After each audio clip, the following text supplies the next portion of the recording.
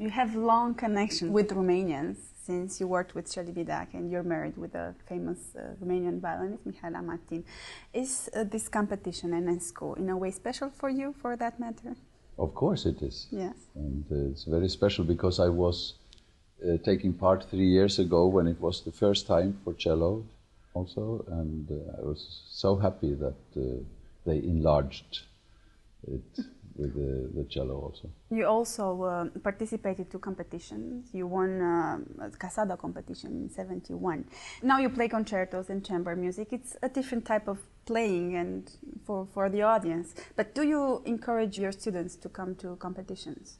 Yes, not just black and white, encouraging yes. everybody to go to competitions. Yes. They should be very well prepared.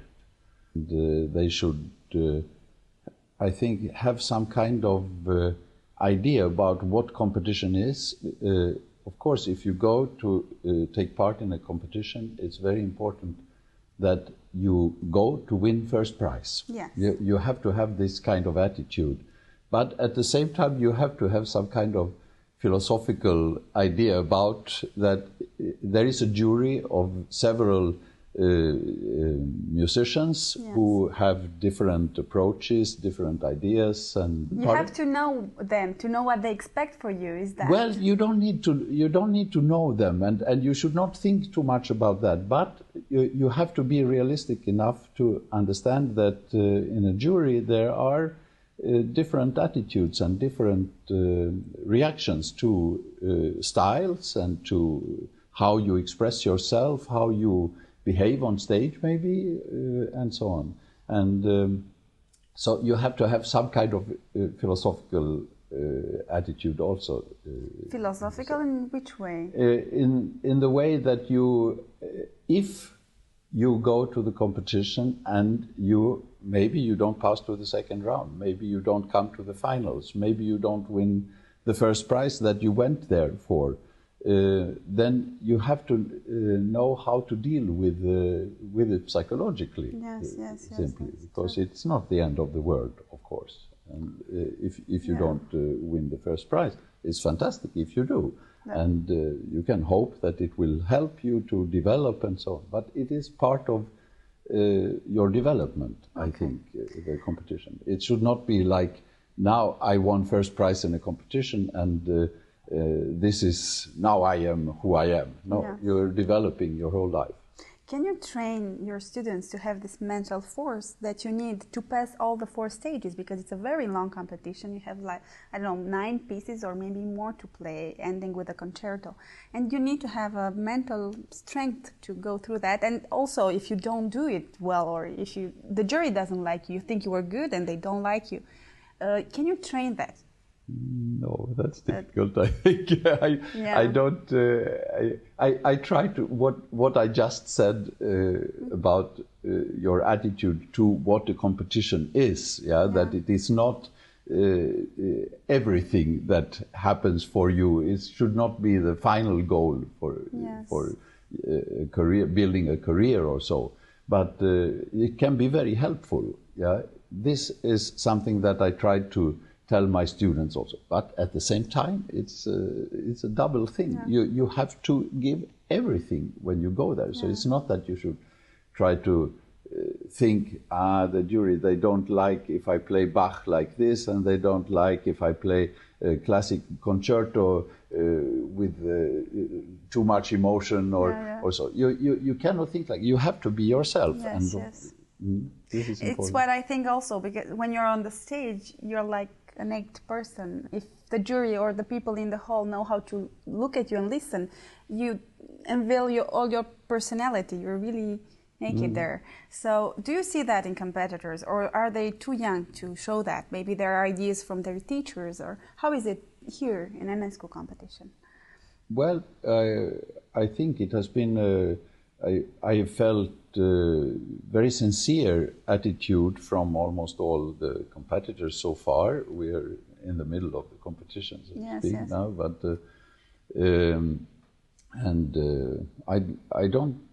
I haven't really seen anything like theatrical attitude, very little of that actually, and I'm grateful for that, I have to say.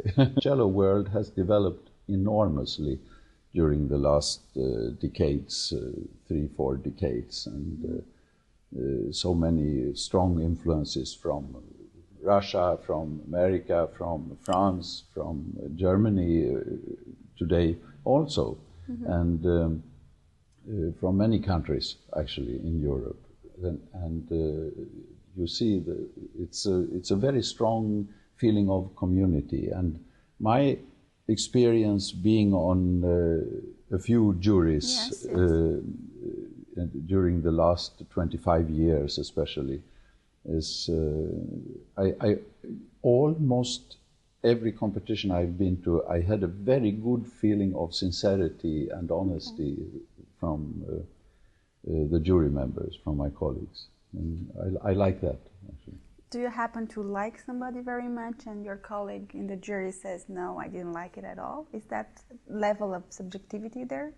Well, we are not supposed to talk about the competitors, yes, okay. Actually. So yeah. we try to be diplomatic and politically correct, so to speak. It's very important, actually, not to try to influence each other. Yeah, because I saw there are many competitors who played for you and for the other members of your teacher, of course. You're doing master class, and you know that person, or you knew them before, and maybe it's important for them not to think that you're gonna, I don't know, support somebody. Yes, Yes, it can be important, but I cannot speak about that.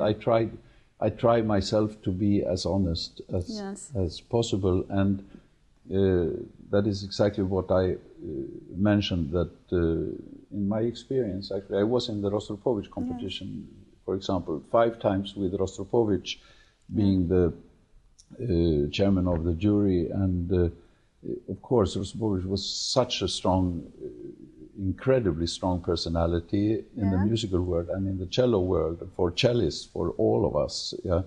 But I didn't see one sign of him trying to influence any of the jury members. I was very impressed by that, and I learned a lot from that, actually, about how to behave and how to think and your attitude. What do you value the most in a competitor here? I mean, what do you follow in their performance? Of course, there has to be a certain level of the technical performance, the technical level. You cannot accept something which is not on a certain level anyway. But then I'm looking for interesting artistic personalities. Okay. I have to say, and it's a little difficult in a competition because you go through different rounds with quite a lot of different repertoire, and some young people, they are strong with one type of repertoire and maybe less strong with another type of repertoire, and then you have to try to look inside what individual what you think would be the potential of developing what is not so strong. And so every stage they have to make you curious, to want to hear them more, even though they weren't perfect. They have to give you that sense they will do something better for the next stage, or how is it? I imagine that's important too, not only to play perfect. There are people who play perfect and it's boring. And there are people who don't play perfect, but it may be very interesting. Actually, you see the potential. And but of course, there has to be, like I said, has to be a certain standard level. But then I'm very interested in to have the feeling that this person I would actually like to go to listen to at a concert, not only compared with the other young people. And it's also the age difference. pretty big. I was listening to people that were 16 and then there were 33 or something. It's a big difference there. And that doesn't mean that the younger is worse or the other one, but I think that the teacher's mind is still a lot more in a younger person than in a person who knows who's as an artist. Yes. Yeah. Well, in this Enescu competition this year, it is a big discrepancy between the ages, actually, and of course that doesn't make it so easy. No, not very fair, but you could say in a way, because when you're very young, you still have a lot to develop, and you're still studying. Yes. So, but, is Enescu well known through this competition? Because it's a piece there who is sonata. There's sonata. They have to play all of them in the semi-final. Well, I think for cellists, Enescu maybe is internationally not so known for his cello repertoire, but we know that it exists, but it is not such a strong part of the standard repertoire for a cellist everywhere in the world. So it's great that it is on the program, like a piece that everybody has to play, and so everybody will discover something.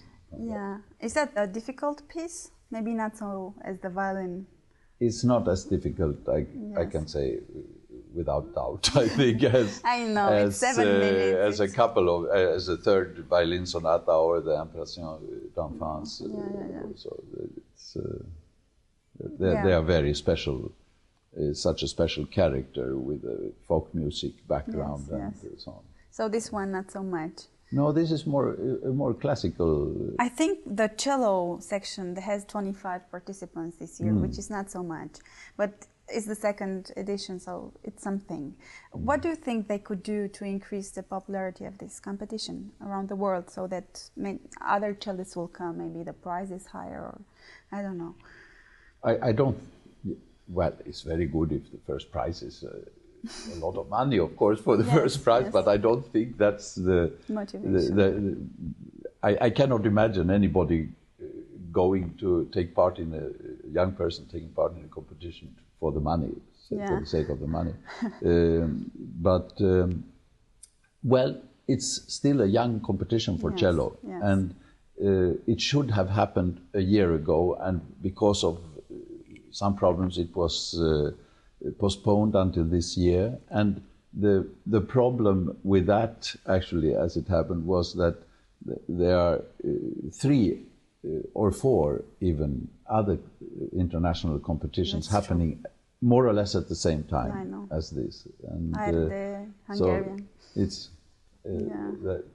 that became a problem, I think, but we have some. And also it's a difficult competition, but not more difficult than the other one you were talking there. No. That's the standard for stages. No, or for the repertoire. Yes, for the repertoire. No, it's a very well chosen repertoire, I think. And, even though you listen to the same things almost all the time, how is it to be in the jury sitting there and you really get to listen to the same repertoire over and over again, because it's imposed by the of course, it can be a feeling of being repetitive, but at the same time, I have to say, for me personally, I rather prefer that everybody plays not such different pieces.